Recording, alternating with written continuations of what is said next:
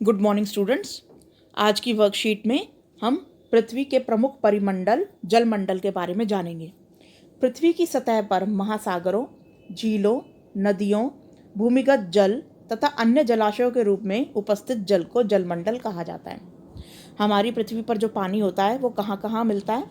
एक तो महासागरों में, झीलों में, नदियों में, भूमिगत जल मतलब जमीन से निकलने वाले पानी के रूप में, और जलाशयों के रूप में उपस्थित जो जल है उसे जलमंडल कहा जाता है।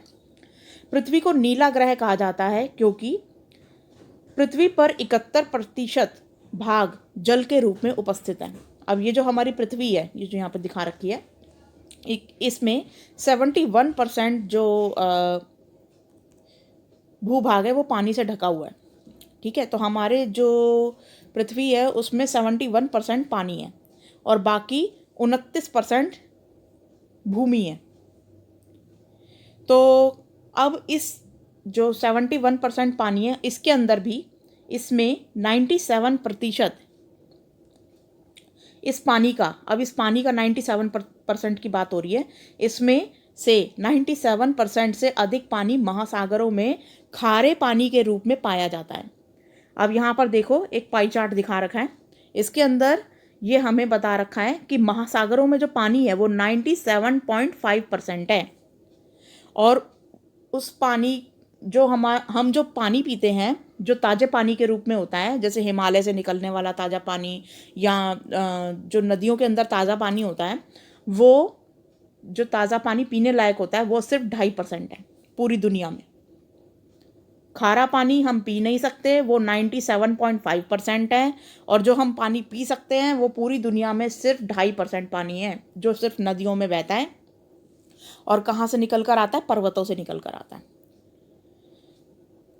अब आगे पढ़ते हैं। महासागर। महासागर जल मंडल के मुख्य भूभाग,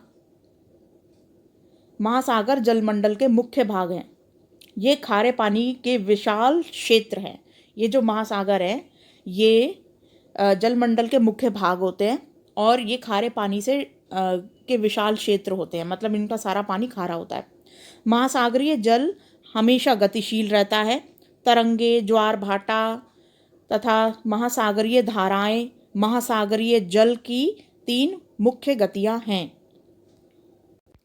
ये जो तरंगे हैं ये इस तरीके से हमारा महासागर जो होता है उसके अंदर बड़ी बड़ी ज्वार भाटा का मतलब होता है बहुत बड़ी लहर का उठना। ऐसी इतनी बड़ी लहर की मतलब जो होता क्या है महासागरों के अंदर कि कोई सा भी महासागर हो उसमें दिन में 1 या 2 बार बड़े बड़े ज्वार भाटा ऐसे ही मतलब बहुत बड़ी बड़ी लहरें उठती हैं, उसे ज्वार भाटा कहा जाता है। महासागरीय धाराएं और तरंगे मतलब ऊपर नीचे होता हुआ पानी। ठीक है, तो ये जो तरंगे उठती हैं, लहरों से ही तरंगे बनती हैं, ज्वार भाटा बनता है और महासागरीय धाराएं बनती हैं। तो ये 3 प्रमुख गतियां होती हैं किसकी? महासागर की।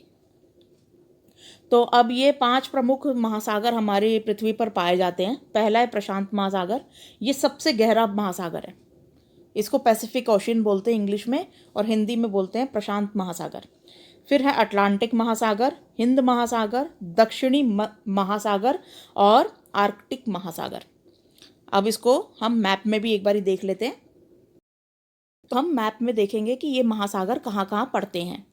तो यहाँ पर देखिए सबसे पहले आ गया हमारा पैसिफिक ओशन यानी कि प्रशांत महासागर। ये अगर हम अपनी इस मैप को गोल कर लें तो ये पैसिफिक ओशन यहाँ से स्टार्ट होता है और यहाँ तक जाता है। तो ये बहुत गहरा प्रशांत महासागर होता है, ये बहुत गहरा होता है और बहुत बड़ा महासागर भी यही है 5 में से। तो अब फिर आता है हमारा हिंद महासागर। इसे इंग्लिश में इंडियन ओशन बोलते हैं। प्रशांत महासागर को पैसिफिक बोलते हैं और इंडियन ओशन हिंद महासागर को बोलते हैं। ये हमारे जो जितना भी भारत के नीचे का पार्ट है ये सारा हिंद महासागर से घिरा हुआ है। नेक्स्ट है हमारा अटलांटिक महासागर। ये यहाँ से स्टार्ट होता है और एस शेप बनाता हुआ यहाँ पर जाता है, इसे बोलते हैं अटलांटिक महासागर। फिर है दक्षिणी महासागर। ये दक्षिणी महासागर यहाँ पे साउदर्न ओशन बोला हुआ है इसका। ठीक है, नेक्स्ट है आर्कटिक ओशन। आर्कटिक ओशन जो होता है ये ऊपर की साइड में होता है, ये जितना भी पानी पानी दिख रहा है ये सब आर्कटिक ओशन के का ही नाम है। तो हमारे 5 महासागर हो गए, प्रशांत महासागर, हिंद महासागर, दक्षिणी महासागर, अटलांटिक महासागर जो एस शेप में होता है, और ऊपर का आर्कटिक महासागर। तो ये 5 जो महासागर है ये हो गए। तो ये 5 महासागर अभी हमने मैप के अंदर देख लिए, वर्ल्ड मैप में। तो अब फर्स्ट क्वेश्चन देखते हैं यहाँ पे, जलमंडल से आप क्या समझते हैं?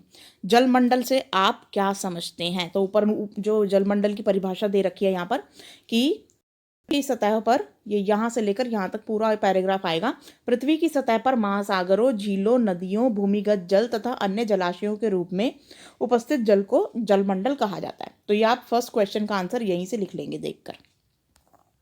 नेक्स्ट है हमारा क्वेश्चन, पृथ्वी को नीला ग्रह क्यों कहा जाता है? ऊपर लिखा हुआ है यहाँ पर आंसर, पृथ्वी को नीला ग्रह कहा जाता है क्योंकि पृथ्वी पर 71% भाग जल के रूप में उपस्थित है। बस ये 2 लाइनें लिखनी है, ये सेकंड नंबर का आंसर ये हो जाएगा। वैसे मैं अगर आपको दिखाऊं कि ऊपर से मतलब स्पेस के अंदर से हमें पृथ्वी हमारी नीली क्यों दिखाई देती है, क्योंकि हमारा जो 71% जो पानी है पृथ्वी का वो ऊपर से एकदम नीला नीला दिखाई देता है स्पेस से। अगर मैं आपको वीडियो दिखाऊं तो आप देख सकते हो, ये देखिए, ये स्पेस से हमारी जो पृथ्वी है वो इस तरीके से नीली दिखाई दे रही है, क्योंकि इस पे 71% जो है वो पानी विद्यमान है, इसलिए ये पूरे जो पृथ्वी है ये स्पेस से हमें नीली दिखाई देती है।